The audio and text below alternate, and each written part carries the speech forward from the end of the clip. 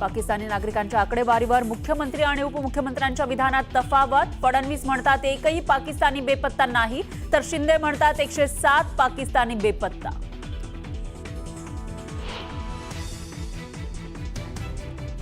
सैफुल्ला कसूरीसह 6 दहशतवाद्यांच्या प्रमुखांनी रचला पहलगाम हल्ल्याचा कट. सूत्रांची न्यूज 18 लोकमतला माहिती. पाकिस्तानी लष्करी अधिकाऱ्यासह ISIचाही सहभाग.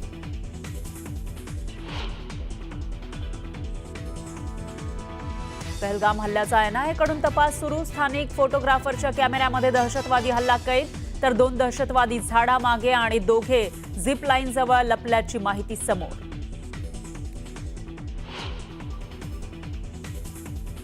भारतानं पाणी पुरवठा बंद केल्यास अण्वस्त्र हल्ला करणार. 130 अण्वस्त्र फक्त भारतासाठीच आहेत, पाकिस्तानच्या रेल्वे मंत्र्यांचा इशारा. पहलगाम हल्ल्यामुळे भारतीयांच्या मनामध्ये संताप. हल्ल्याचा कट रचणाऱ्यांना कठोर शिक्षा होईल, पंतप्रधान मोदींचं आश्वासन. तर दहशतवाद विरुद्धच्या लढाईत जग सोबत असल्याचा मोदींचा विश्वास. पहलगाम हल्ल्यानंतर पाकिस्तानी नागरिकांना भारत सोडण्याच्या आदेशाचा आज शेवटचा दिवस. अटारी वाघा बॉर्डरवर नागरिकांची मोठी गर्दी.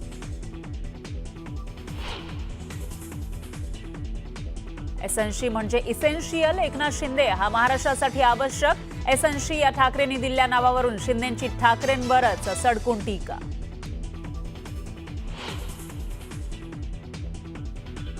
लाडक्या बहिणींना 2100 रुपये देऊ असं कुणीच म्हटलं नाही. मंत्री नरहरी झिरवळ यांचं वक्तव्य. लाडक्या बहिणी 1500 रुपयात खुश असल्याचंही केलं स्पष्ट.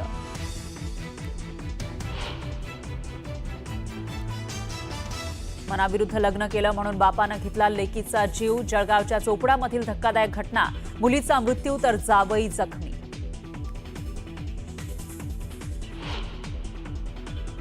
आणि छत्तीसगडच्या सीमेवर लष्करानं माओवाद्यांना घेरलं. लष्कराला डोंगराच्या भागात आढळली गुहा. सलग 6व्या दिवशी लष्कराकडून शोध मोहीम सुरू.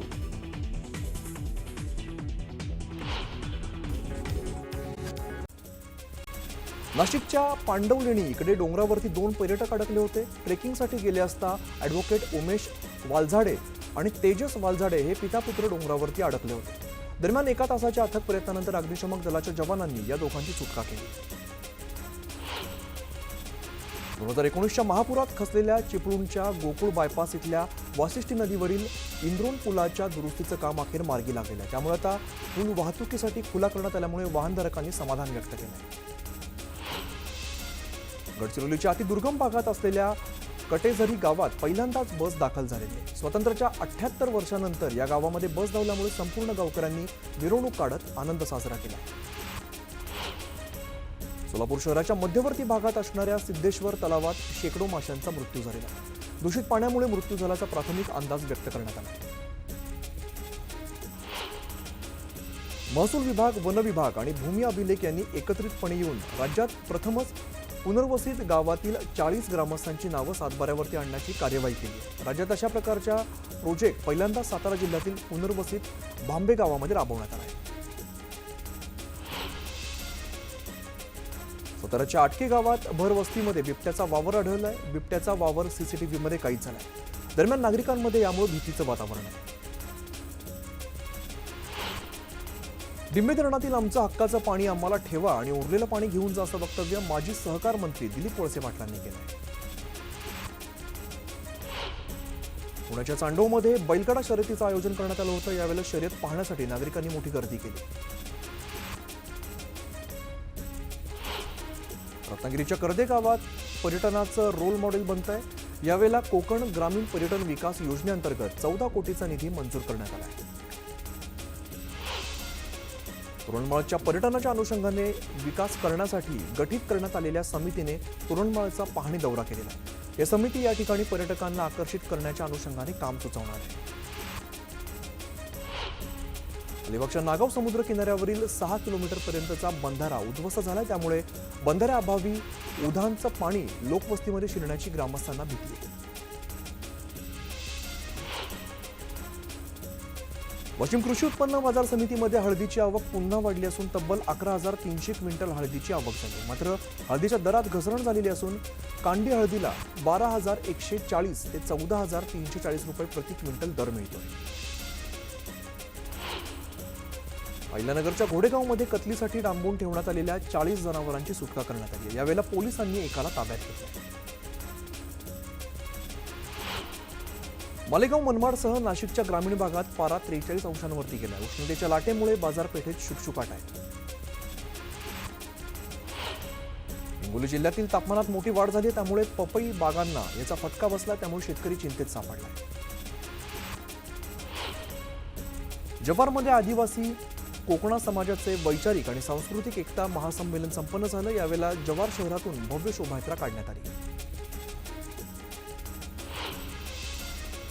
पुरंदरमध्ये पारंपरिक पद्धतीने जेऊर यात्रेला सुरुवात झाली. यावेळेला मोठ्या संख्येने नागरिकांनी सहभाग घेतला. धाराशिवच्या सोनारी इथल्या काळभैरवनाथाच्या यात्रेला उत्साहामध्ये सुरुवात झाली. भाविकांची मोठ्या प्रमाणात गर्दी केल्याचं पाहायला मिळते. आतापर्यंत 5 लाख भाविकांनी दर्शन घेतलंय. अहिल्यानगरच्या कोतुळ गावामध्ये बाबासाहेब आंबेडकरांचा पदस्पर्श भूमी सोहळा आयोजित करण्यात आलेला आहे. प्रकाश आंबेडकरांच्या उपस्थितीमध्ये हा सोहळा साजरा केला जाणार आहे. दरम्यान मोठ्या संख्येने नागरिक यामध्ये उपस्थिती लावत आहेत.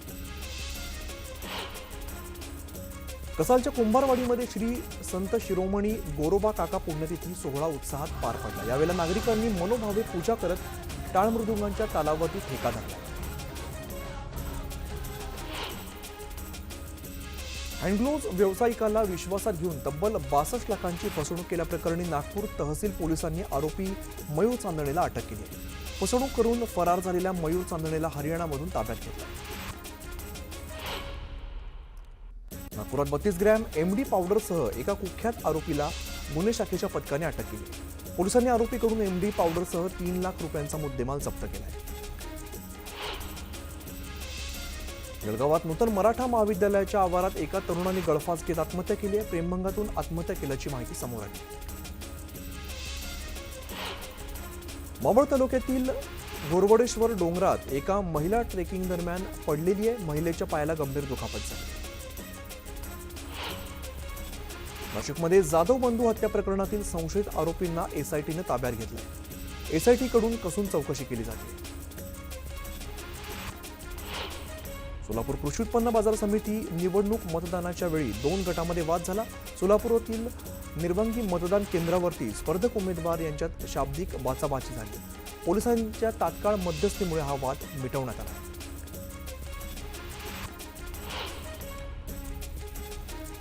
हिंगोलीच्या औंढा नागनाथ ते वसमत रोडवरती 2 कारचा अपघात झाला. यामध्ये सुदैवाने कोणतीही जीवितहानी झालेली नाही. जखमींना उपचारासाठी रुग्णालयात दाखल केलं आहे.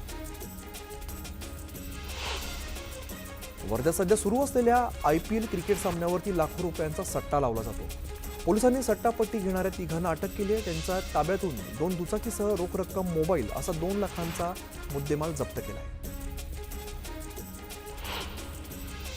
पुरंदरच्या सासवडमध्ये रावसाहेब पवार यांचा 81वा अभिष्ट चिंतन सोहळा पार पडला.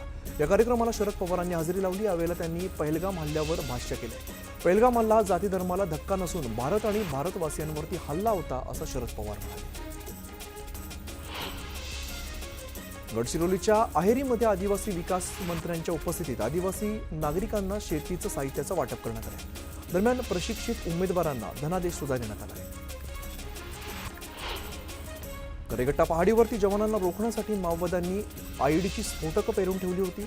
आयईडीची स्फोटकं शोधून ती जागोजागी निष्क्रिय करत जवान पुढे जात आहेत. आयईडी स्फोटकं जवान कशा पद्धतीने स्फोट करून निष्क्रिय करतायत याचा एक व्हिडिओ न्यूज 18 लोकमतच्या हाती लागला आहे. अकोला जिल्ह्यात वाढती गुन्हेगारी रोखण्यासाठी नागरिकांमध्ये सुरक्षिततेची भावना निर्माण करण्यासाठी पोलिसांनी कॉम्बिंग ऑपरेशन राबवले. या कारवाईमध्ये पोलिसांनी 9 तलवारी जप्त केल्यात आणि विविध गुन्ह्यांमध्ये वॉन्टेड असलेले आरोपी तडीपार केल्याने आरोपींना अटक करण्यात आली. वाल्मिक कराडचा सिटी स्कॅन रिपोर्ट हा नॉर्मल आलाय. शुगर डाऊन झाल्यामुळे काल वाल्मिक कराडला रुग्णालयात दाखल करण्यात आलं होतं. आता पुढील उपचाराबाबत तज्ज्ञ समिती निर्णय घेणार आहे. वाल्मिक कराड असलेल्या बीड कारागृहातील वरिष्ठ तुरुंग अधिकारी आणि एका कर्मचाऱ्याचं निलंबन करण्यात आलंय. रक्ताच्या नातेवाईकांव्यतिरिक्त इतर लोकांची कैद्यांसोबत भेट घालून दिल्यामुळे ही मोठी कारवाई करण्यात आली. पुणे पोर्श कार अपघात प्रकरणी शिवानी अग्रवालला कोर्टाने अंतरिम जामीन मंजूर केलेला आहे. दरम्यान बुधवारी शिवानी अग्रवालला येरोडा पोलीस स्थानकामध्ये हजर व्हावं लागणार आहे. लाडकी बहीण योजनेत महिलांना एप्रिलचा हप्ता कधी मिळणार याकडे सर्वांचंच लक्ष लागलं. एप्रिलचा हप्ता पुढच्या आठवड्यात दिला जाईल असं सांगण्यात येत आहे. तर महिना संपण्याआधी महिलांच्या खात्यामध्ये हप्त्याचे पैसे जमा होतील असं आदिती तटकर यांनी सांगितलेलं होतं. दरम्यान आता या योजनेमध्ये काही महिलांना फक्त 500 रुपये मिळणार आहेत. स्वतः आदिती तटकरे यांनी माहिती दिली. पीएम आवास योजनेबाबत मुख्यमंत्री देवेंद्र फडणवीस यांनी मोठी घोषणा केली आहे. या योजनेअंतर्गत ग्रामविकास विभागाने उत्तम कामगिरी केली असून केंद्राकडून आणखी 10 लाख घरांना मान्यता मिळणार अशी घोषणा देवेंद्र फडणवीसांनी केली. 24 तास सेवा देणाऱ्या मेडिकल स्टोअर्सना आता रात्री 11 नंतर शीतपेय विकता येणार नाहीये. मेडिकल स्टोअर्सना नोटीस बजावून रात्री 11 नंतर शीतपेय विकू नयेत अशा सूचना पोलिसांनी दिल्यात. जर कोणी मेडिकल विक्रेता शीतपेय विकताना दिसला तर त्याला 50,000 रुपयांचा दंड ठोठावणार असा इशारा पोलिसांनी दिला. मुख्यमंत्री रोजगार निर्मिती कार्यक्रमात आता बदल करण्यात आलेला आहे. उत्पादन उद्योगाच्या प्रकल्पाची किंमत मर्यादा ही 1 कोटीपर्यंत वाढवण्यात आली आहे. काही महिन्यांपूर्वी राज्यातील सरकारी रुग्णालयात बनावट औषधांचा पुरवठा झाल्याचं निदर्शनास आलेलं होतं. त्यानंतर राज्याचं आरोग्य विभागाने या घटनेची गंभीर दखल घेतली. यानुसार आरोग्य विभागाच्या प्रयोगशाळेत औषधी गुणवत्ता तपासणी सुविधा सुरू करण्यास परवानगी देण्यात आली. राज्याच्या कृषी विकास सहकारातून उभ्या राहिलेल्या बाजार समित्यांमध्ये मोठं योगदान असून अद्याप राज्यातील 68 तालुक्यांमध्ये बाजार समित्या नाही आहेत. हे लक्षात घेत आता शासनाने राज्यामध्ये नव्याने 65 कृषी उत्पन्न बाजार समित्या स्थापन करण्याचा निर्णय घेतला आहे. तुळजापूर तालुक्यातील माळुंब्रा गावच्या ग्रामस्थांनी सोलापूर धुळे राष्ट्रीय महामार्ग रोखून धरत आंदोलन केलंय. सोलार कंपनीमध्ये काम करणाऱ्या तरुणाला विजेचा धक्का लागल्यामुळे त्याचा मृत्यू झालाय. दरम्यान यात कंपनीची चूक असून ही कंपनी गावातून हद्दपार करा अशी मागणी ग्रामस्थ करतात. एसनची म्हणजे इसेन्शियल एकनाथ शिंदेंची महाराष्ट्राला गरज आहे. सोन्याचा चमचा घेऊन जन्माला आलेले नाहीयेत. मुख्य महाराष्ट्राच्या जनतेसाठी सोन्याचे दिवस आणण्याचं काम एकनाथ शिंदे करतायत असं म्हणत उपमुख्यमंत्री एकनाथ शिंदेंनी विरोधकांवरती निशाणा साधलाय. आता मी DCMI dedicated to common man उठाव करण्याची हिंमत आणि धाडस एकनाथ शिंदेंनी दाखवलं. ज्यांनी लाडक्या बहिणी योजनेत खोडा घातला त्यांना तुम्ही निवडणुकीमध्ये जोडा दाखवला असं म्हणत एकनाथ शिंदेंनी विरोधकांवरती हल्लाबोल केलाय.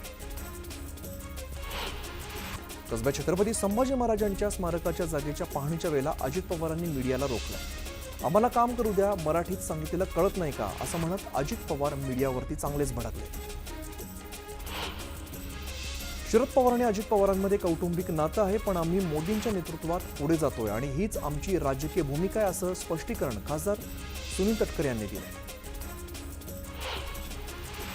सांगलीच्या मिरजेत आयोजित करण्यात आलेल्या कार्यक्रमात आरोप प्रत्यारोपांच्या फैरी झडल्यात.